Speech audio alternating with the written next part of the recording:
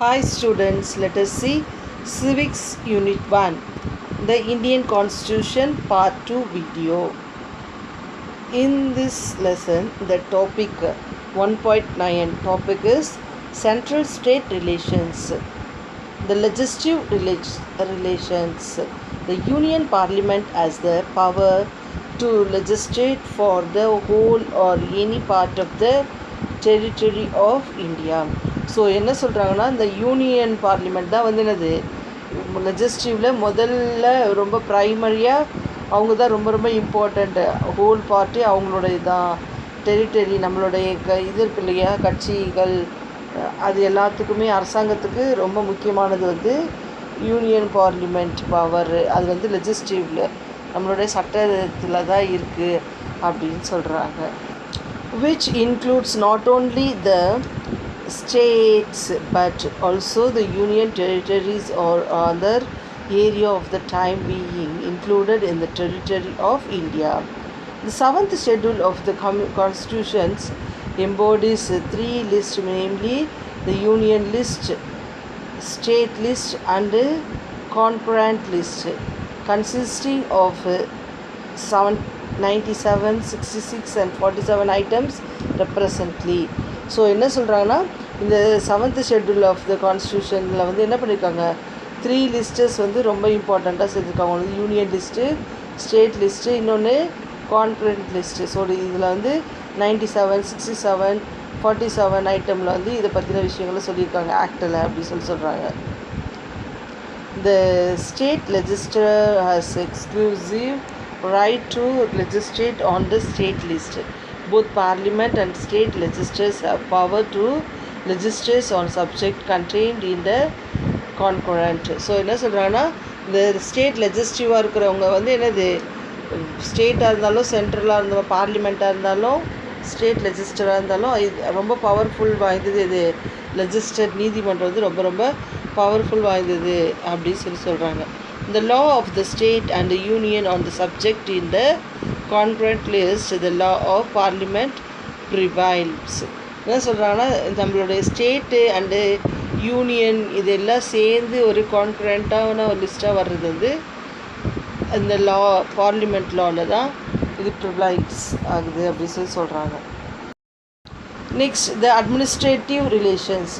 The administrative power of the state extends only in its own territory and with respect to the which is the legislative competitions, whereas the union has exclusive executive power over the matters with respect to which parliament has exclusive power to make laws and the exercise of its powers concurrent by any treaty or assignments agreement.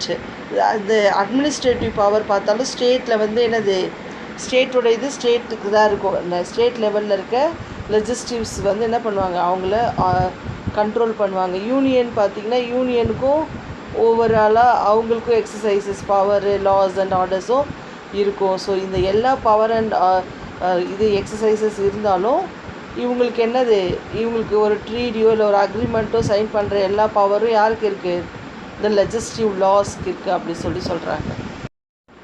Financial relations. Article 268 to 293 in part 12 deals with the financial relations between center and the states. The central and states are empowered by the constitutions to impose various kinds of taxes, and certain taxes are imposed and collected by the center and divided in between center and states based on their recommendations. So என்ன சொல்கிறாங்கன்னா, ஃபினான்ஷியல்னு பார்க்கும்போது நமக்கு என்னது, article 268 to 293 வந்து financial relations பற்றி தான் பேசுகிறாங்க.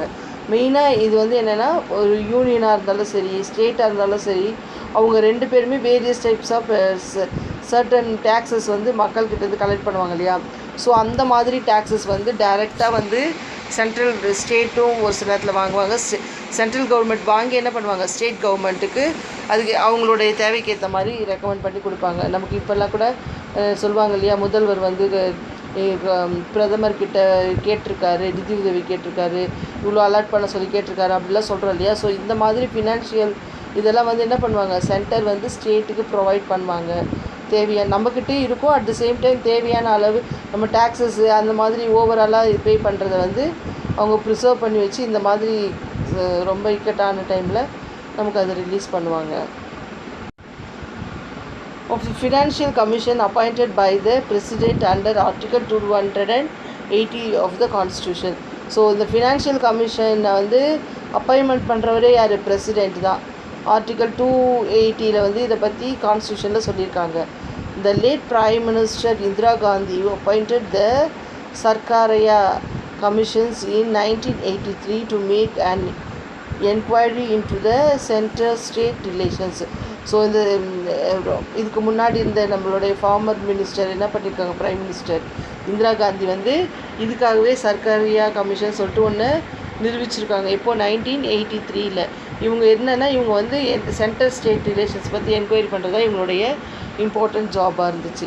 த most important is the establishment of the inter state council in 1990.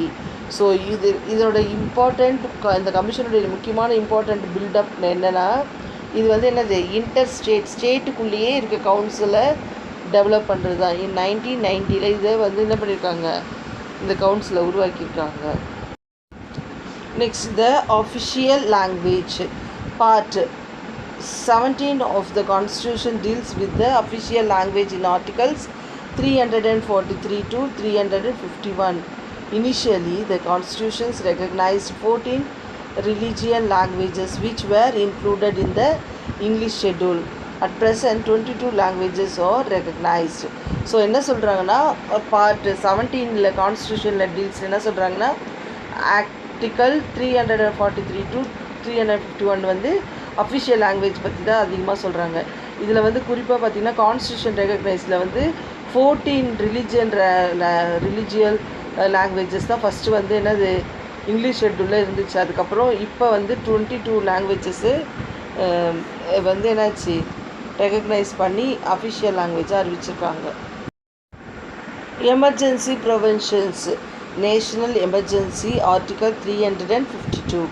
The President under Article 352 can declare emergency if he is satisfied that Indian security is threatened due to war, external aggressives or armed rebellions, or if there is any imminent danger or threat. When a national emergency is declared on the ground of war.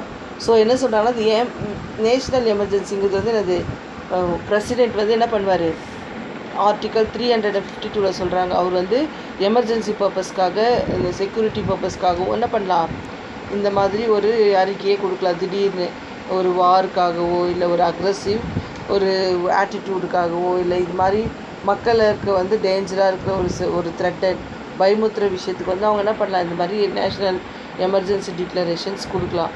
மெயினாக இது வந்து எதுக்கு, வாருக்கும் are external aggressions in the known as external emergency. On the other hand, when it was declared on the ground of armed rebellion, it is known as internal emergency. So என்ன சொல்கிறாங்கன்னா, இந்த மாதிரி declaration கொடுக்கும்போது ஒரு particular ஒரு armed ரிபிலியனுக்காக, இந்த மாதிரி ப்ராப்ளம்ஸ்க்காக, இந்த இஷ்யூக்காக நம்ம எமர்ஜென்சி நேஷ்னல் எமர்ஜென்சி சொல்லிட்டு அறிவிக்கும்போது என்னாகும், அது வந்து இன்டர்னல் எமர்ஜென்சின்னு சொல்லுவாங்க. This type of emergency has been declare 3 times so far. இவ்வளோ வருஷங்களாக 3 முறை வந்து இது மாதிரி ஒரு டிக்ளரேஷன் கொடுத்துருக்காங்க நேஷ்னல் எமர்ஜென்சின்னு. எப்போ போனால் இன் 1962, இன் 1971 அண்ட் இன் 1975. ஸோ இந்த 3 times வந்து 62, 71, 75 இயர்ஸில் வந்து இந்த மாதிரி ஒரு டிக்ளரேஷன் நேஷ்னல் எமர்ஜென்சி டிக்ளரேஷன் கொடுத்துருக்காங்க. State emergency. Article 356. Under Article 356, the President can declare an emergency in the state if it is the governor reports that the situation has arise under which the government of the state cannot be carried on its accordance with the provisions of the constitution. So என்ன சொல்கிறாங்கன்னா article 356 சொல்லியிருக்காங்க, ஒரு president வந்து என்ன பண்ணலாம், ஒரு emergency பர்பஸ்க்காக political இல்லை ஏதோ ஒரு அசம்பாவித சுச்சுவேஷன், கவர்மெண்ட்டால் பேலன்ஸ் பண்ண முடியாத ஒரு சுச்சுவேஷன்ஸ், அந்த மாதிரி டைமில் என்ன பண்ணலாம், ஸ்டேட் கவர்மெண்ட்டால் கேரி பண்ண முடியல, அவங்களுடைய ப்ரவென்ஷன்ஸ் வந்து அவங்களால இது பண்ண முடியலன்னா அந்த டைமில் என்ன பண்ணுவாங்க, பிரசிடெண்ட் வந்து டிக்ளேர் பண்ணுவாங்க, இந்த மாதிரி ஸ்டேட் எமர்ஜென்சி சொல்லிட்டு டிக்ளேர் பண்ணலாம். அந்த மாதிரி ஒரு இது வந்து கான்ஸ்டியூஷனில் இருக்குது. Article 352 or the operations or the election commission certified that there are difficulties in holding assembly a section. A maximum durations of the emergency can be 3 years. The state is governed by the governor on behalf of the president. For the first time, the president's rules was imposed in Punjab in 1951. இந்த மாதிரி ஒரு சூழ்நிலை எப்போ வந்திருக்கு, பஞ்சாபில் 1951 வந்திருக்கு. Financial emergency article 360. Article 360 is authorize the president to declare financial emergency if they satisfied that the financial stability or credit or India or of any its part is danger. In this type of emergency, salaried and allowances of the any class of person serving state or union, including judges of the Supreme Court and the High Court, can be reduced by an order of the president. So என்ன சொல்கிறாங்கன்னா article 360 பிரகாரம் ஒரு president வந்து என்ன பண்ணலாம், financial ப்ராப்ளத்துக்காக கூட financial emergency சொல்லி ஒன்று கொண்டு வரலாம்.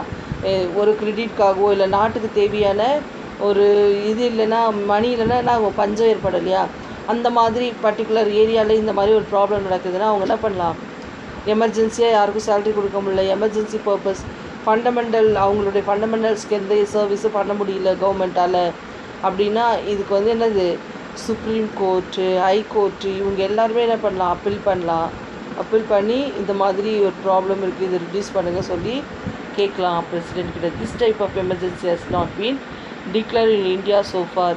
இந்த மாதிரி ஒரு எமர்ஜென்சி பர்பஸ் அப்படி சொல்லிட்டு எதுவுமே இந்தியாவில் இது வரைக்கும் நடந்தது இல்லை. ஃபினான்ஷியல் எமர்ஜென்சி அப்படிங்கிற ஒரு இது வந்து கான்செப்ட் வந்து இன்னும் இந்தியாவில் நடைபெறலை அப்படி சொல்கிறாங்க. Amendment of the Constitution. The term amendment denotes changes, improvement and notifications. Article modifications.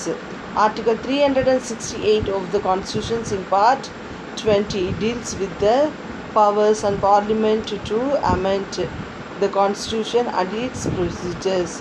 So என்ன சொல்கிறாங்கன்னா இந்த அமெண்ட்மெண்ட்டு நம்மளோட இந்த இதெல்லாம் அறிக்கை இந்த இது வந்து அமலுக்கு வந்துச்சு அப்படிலாம் சொல்வோம் இல்லையா, அந்த மாதிரி சேஞ்சஸ் இம்ப்ரூவ்மெண்ட் ஆகிறதுக்கோ இல்லை மாடிஃபிகேஷன் இம்ப்ரூவ்மெண்ட்டுக்காக வர்ற சேஞ்சஸ் அமெண்ட்மெண்ட்டை வந்து ஆர்டிக்கல் 368 கான்ஸ்டியூஷன் பார்ட் 20 என்ன சொல்கிறாங்கன்னா deals with the power of parliament to amend the constitution and its procedures.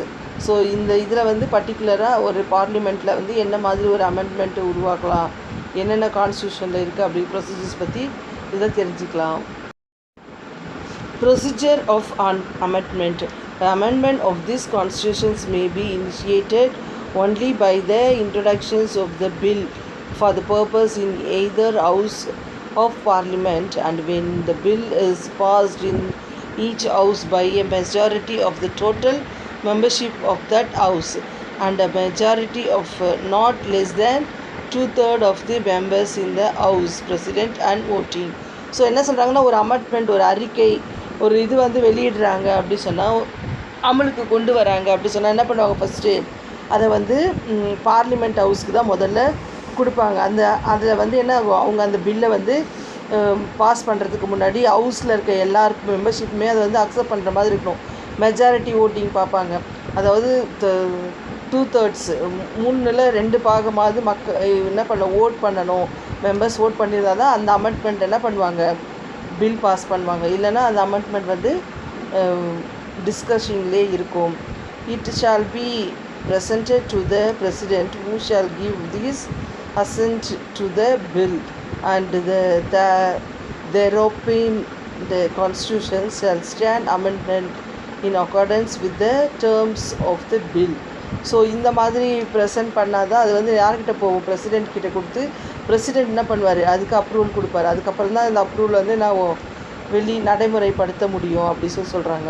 The constitution amendment can be brought about only one by the parliament. Parliament மூலிமா தான் இந்த constitution amendment வந்து என்ன பண்ண முடியும், வெளிக்கொண்டு வர முடியும் அப்படி சொல்கிறாங்க.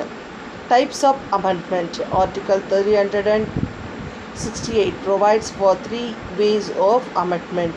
அமெண்ட்மெண்ட்டு 3 ways பிரிச்சுருக்காங்க. ஒன்று வந்து amendment by simple majority of the parliament. Simple majority parliament மூலிமா அமெண்ட்மெண்ட்டை இது பண்ணுவாங்க. அதுக்கப்புறமேட்டு இன்னொன்று என்னென்னா amendment by special majority of the parliament.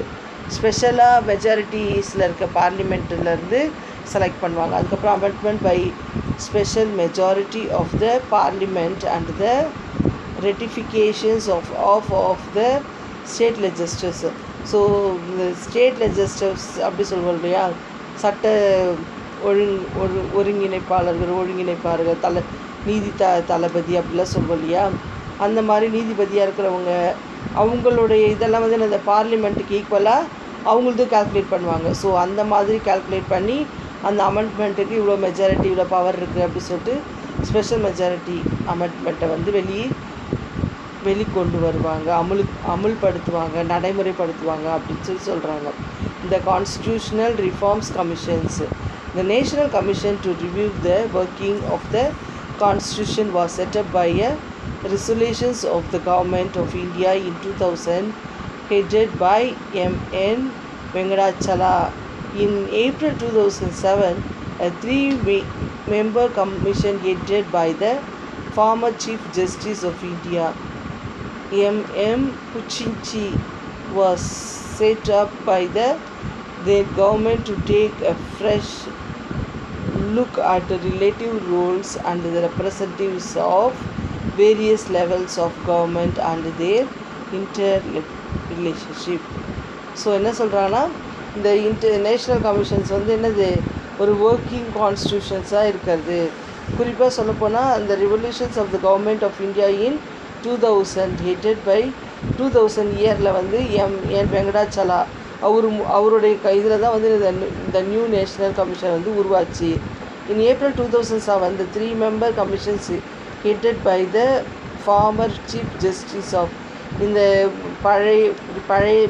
பழமையான ரிட்டையர்டான ஜட்ஜ், அதை ஹெட்டட் ஜட்ஜாக இருக்கார் இல்லையா, ஜட்ஜு சீஃப் ஜஸ்டிஸ் M.M. புச்சின்ச்சி, அவருடைய இது அண்டரில் வந்து இந்த கவர்மெண்ட் வந்து ஃபஸ்ட்டு என்னது புதிய ஒரு ரெஸ்பான்சிபிலிட்டிஸ் கவர்மெண்ட்டு கொண்டு வந்தாங்க. இதை தான் என்ன சொன்னாங்க, இன்டர் ரிலேஷன்ஷிப்ஸ்னு சொல்கிறாங்க. Now let us see the summary of this lesson.